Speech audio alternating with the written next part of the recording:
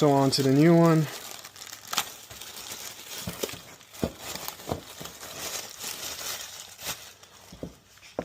Okay, so we'll lift the air box again, slide the air filter in,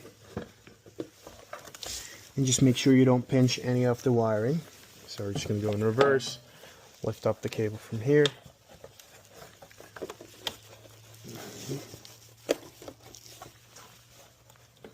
Take your time, be patient with it. Better do it once than multiple times.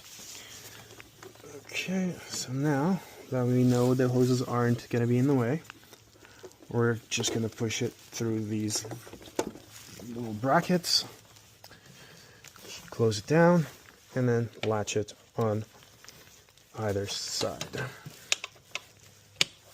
One, two.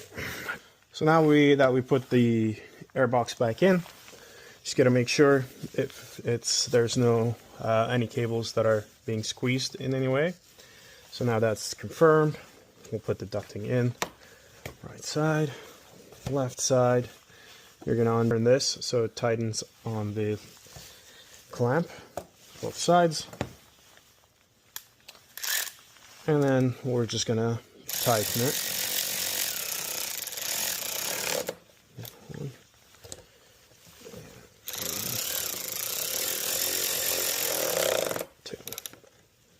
Okay, and you don't have to go extreme with these.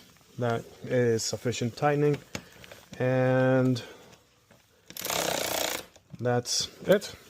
This alone saves you around $50.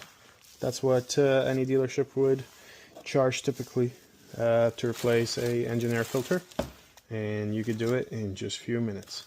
If you like this content, please like, subscribe, and leave a comment with any questions you may have, and we'll see you next time.